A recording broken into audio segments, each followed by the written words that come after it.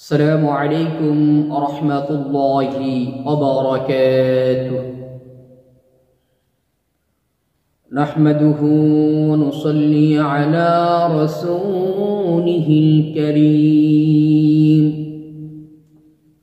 أما بعد فأعوذ بالله من الشيطان الرجيم. بسم الله الرحمن الرحيم. وننزل من القرآن ما هو شفاء ورحمة للمؤمنين. صدق الله المولانا العظيم. সম্মানিত দিনী ভাই ও বোনেরা, তো আপনারা সকলেই কেমন আছেন? আশা করি আল্লাহ সুবহানাহু ওয়া তাআলার রহমতে সকলেই ভালো আছেন। আমিও আল্লাহ সুবহানাহু ওয়া তাআলার রহমতে খুবই ভালো আছি, আলহামদুলিল্লাহ। সম্মানিত দিনী ভাই ও বোনেরা, আজকে আপনাদের মাঝে একটি চমৎকার বিষয় নিয়ে আসলাম। বিষয়টি হইতেছে, অনেক ভাই এবং বোনেরা কল দিয়ে থাকেন যে স্বামী স্ত্রীর সম্পর্ক আগের মতনই, অথবা স্বামী স্ত্রীর মধ্যে অমিল, স্বামী স্ত্রীর প্রতি ওরকম টান নাই, স্ত্রীর স্বামীর প্রতি ওরকম মহাব্বত ভালোবাসা নেই। তো তাদের জন্য আজকের এই তদবিরটি, বহু আমল আছে, তদবির আছে, কিন্তু দেখা যায় সেগুলো করতে পারেন না, কারণ স্ত্রী দূরে থাকে, না হয় স্বামী দূরে থাকে। যারা প্রবাসী স্বামী, তো তারা দেখা যায় স্ত্রীকে কোনো কিছু খাওয়াইতে পারতেছেন না। কোরআনে কারিমে কিছু আয়াত আছে, যে আয়াতগুলো তেলাওয়াত করে যদি কোনো খাবার সেরে ফু দিয়ে তার স্ত্রীকে খাওয়াইতে পারে অথবা স্বামীকে খাওয়াইতে পারে, তো ইনশাআল্লাহ কোরআনের বরকতে আল্লাহ তাআলা স্বামী স্ত্রীর মধ্যে গভীর মহাব্বত ভালোবাসা আল্লাহ তৈরি করে দিবেন। কিন্তু আপনারা দুইজন আলাদা থাকেন, দুইজন দূরে থাকেন, স্বামী বিদেশ থাকেন, স্ত্রী দেশে থাকেন, তো সেক্ষেত্রে তো এই সমস্ত আমলগুলো করা আপনার জন্য সহজ হইতেছে না। তাহলে আপনার জন্য করণীয় কি? আপনার জন্য আজকে দূর থেকে একটি তদবির নিয়ে আসলাম, যেটা করার মাধ্যমে আল্লাহ তাআলা স্বামী স্ত্রীর মধ্যে, আপনাদের উভয়ের মধ্যে গভীর মহাব্বত ভালোবাসা আল্লাহ তৈরি করে দিবেন।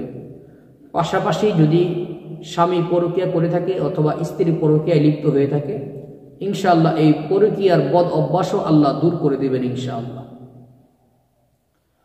চলুন আমরা জেনে নিই কোন তদবিরটি এবং কিভাবে করতে হবে।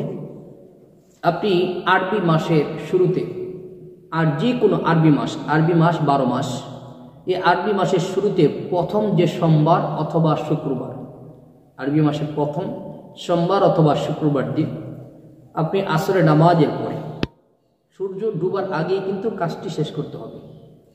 অথবা আপনি বিকাল 3টা বাজে বসতে পারেন, 3টা থেকে শুরু করতে পারেন।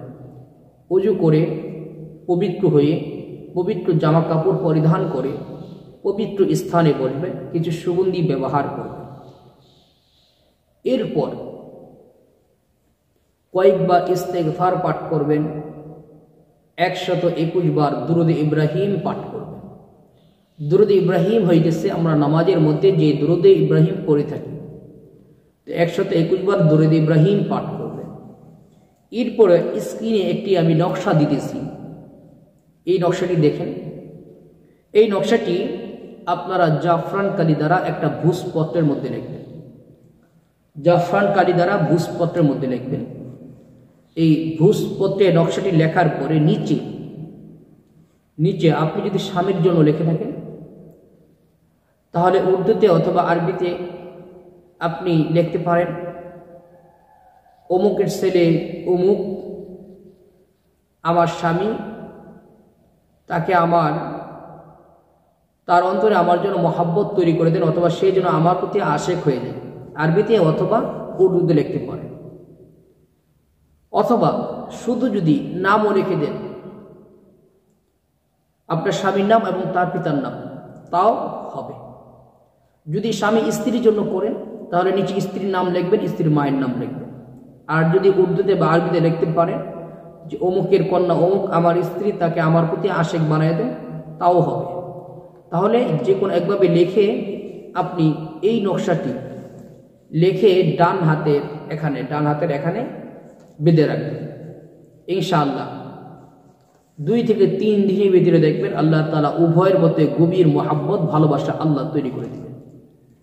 যদি কেউ বিচ্ছেদের তদবির করে থাকে আপনাদের জন্য, তাহলে সেক্ষেত্রে আগে আপনার বিচ্ছেদের তদবিরটি যারা তদবির করে তাদের শরণাপন্ন হবেন, তাদের মাধ্যমে ওই তদবিরগুলো নষ্ট করবেন আগে, এরপরে কাজ করবেন, ইনশাআল্লাহ আপনি সফল হতে পারবেন।